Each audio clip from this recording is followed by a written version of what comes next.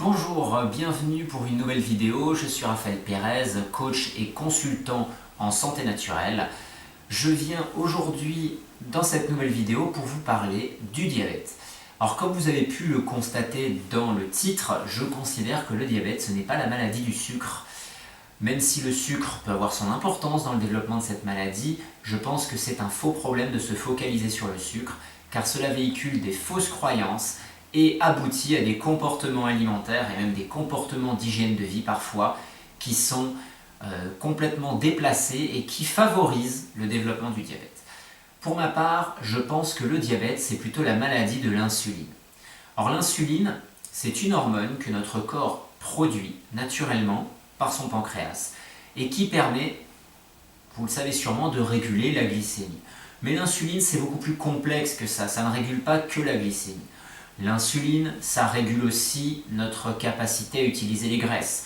L'insuline est aussi une hormone qui permet d'utiliser certains acides aminés, donc des éléments issus des protéines.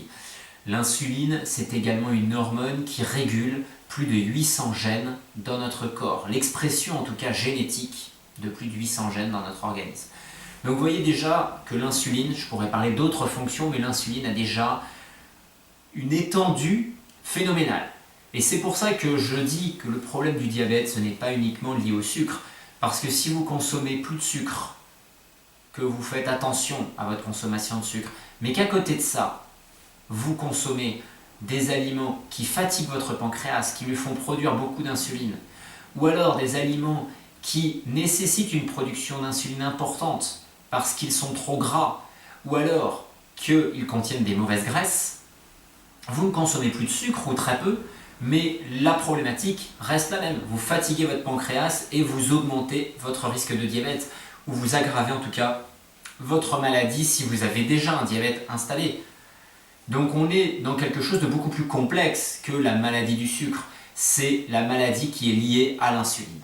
Alors j'en parle dans mon livre « Le diabète n'est pas une fatalité » où j'explique un petit peu cette vision globale du diabète qui est beaucoup plus complexe que simplement de dire je fais attention au sucre.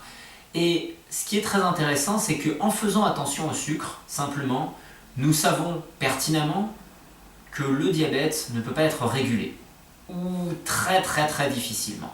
Par contre, si on accepte de jouer sur la problématique beaucoup plus large, qui est la problématique de l'insuline, de la capacité de notre corps à produire et à utiliser son insuline, nous pouvons avoir des résultats assez fabuleux et permettre de faire régresser la maladie.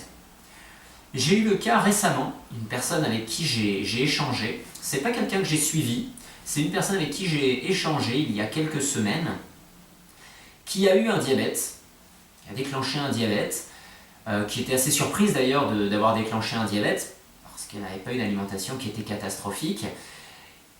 Toujours est-il que la maladie s'est développée.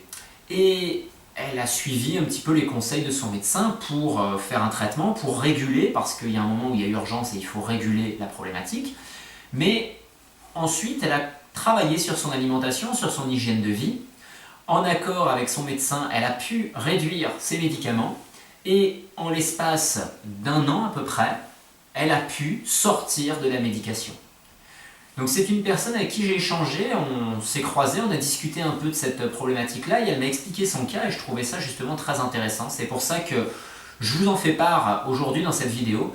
C'est un exemple de quelqu'un qui a eu un diabète et qui a pu en sortir sans aucun problème finalement grâce à l'alimentation. Bien évidemment, il a fallu avoir un petit peu de rigueur, il a fallu qu'elle change certaines habitudes alimentaires.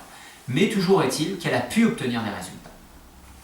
Alors je vais vous faire un tout petit panorama, court sur quelques minutes, quelques points qui peuvent poser problème dans le diabète.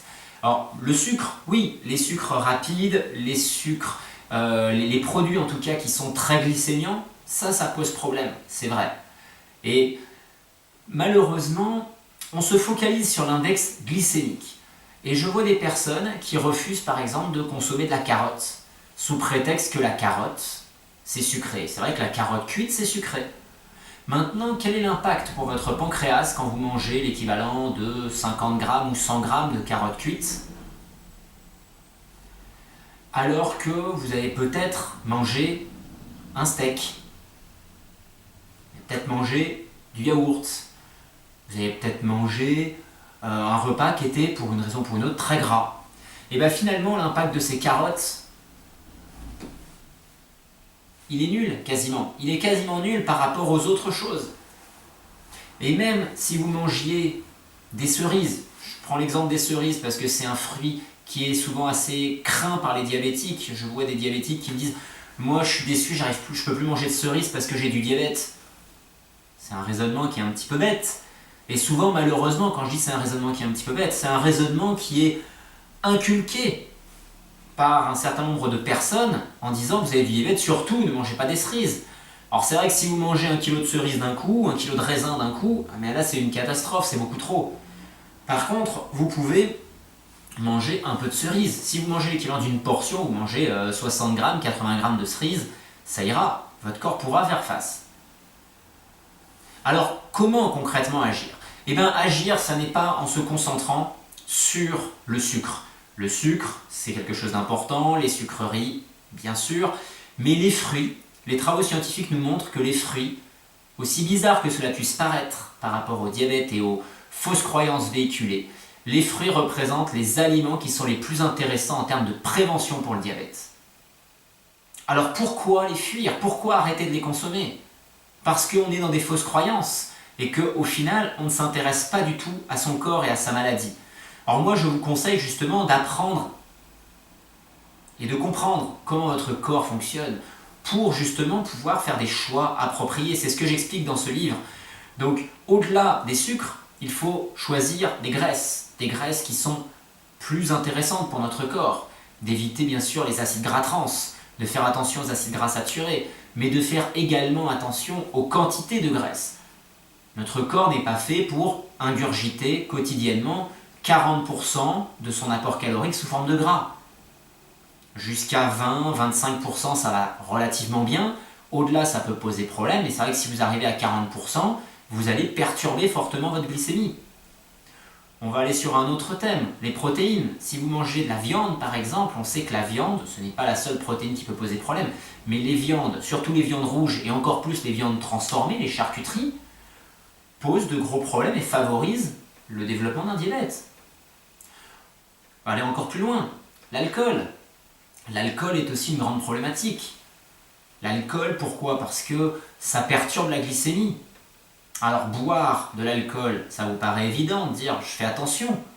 Mais si vous digérez mal les glucides de votre alimentation, que ce soit des glucides issus des fruits, de sucreries ou des glucides issus de céréales, de pommes de terre, même de légumes secs, de lentilles, de pois cassés, de pois chiches, le résultat, il est le même dans votre intestin.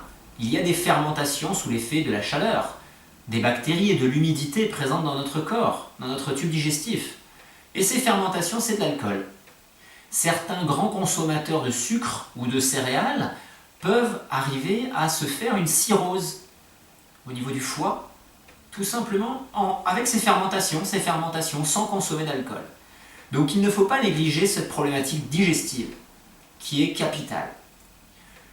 Bien évidemment, on sait que l'activité physique est un régulateur intéressant puisqu'elle améliore la régulation de la glycémie.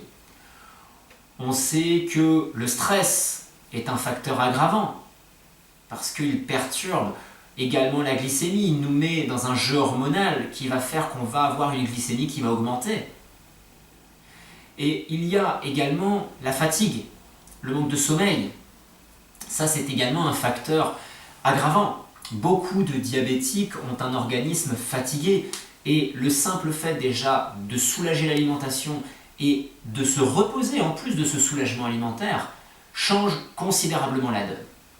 Donc voilà pourquoi, avec tous ces paramètres, nous pourrions parler d'autres petits détails, mais en tout cas avec tous ces paramètres, nous pouvons justifier que la problématique du diabète, ce n'est pas la glycémie, mais c'est l'insuline.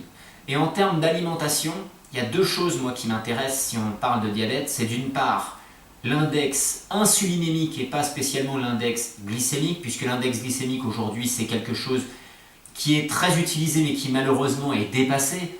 L'index insulinémique, ça fait déjà une quinzaine d'années que ça existe et pourtant on n'en parle quasiment pas. Et l'autre facteur, qui est aussi quelque chose qui existe depuis longtemps, c'est de changer sa manière de manger. Une alimentation, on va dire, hétérogène, où on mange de tout, on mélange tout sur les repas, pose souvent de gros problèmes en termes de digestion. Et moi, je vous conseille d'aller vers une alimentation homogène en respectant plutôt les associations alimentaires qui sont capables, que votre corps plutôt est capable de digérer. Si vous faites des mélanges alimentaires que votre corps ne peut pas digérer, dès que vous aurez des féculents, dès que vous aurez des glucides et que vous n'arriverez pas à les digérer convenablement, à les assimiler convenablement, ça va fermenter. Et ces fermentations, c'est de l'alcool. Donc en termes d'alimentation, c'est ces deux points-là, la digestion et l'index insulinémique. Et puis après, bien évidemment, comme la maladie, c'est toujours quelque chose de plurifactoriel avec de nombreuses causes, il ne faut pas s'arrêter qu'à l'alimentation lorsqu'on a d'autres facteurs qui sont largement aggravants. Un énorme stress, un gros déficit de sommeil, une grande sédentarité par exemple. Là, on a des problématiques importantes.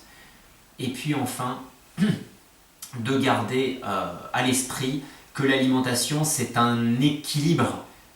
Et que cet équilibre, tant que notre corps est capable de supporter une alimentation excessive, les choses fonctionnent à peu près correctement. Et le jour où il n'est plus capable de le supporter, parce qu'il fatigue, que les organes s'affaiblissent, la maladie peut commencer à flamber et ça peut aller très vite.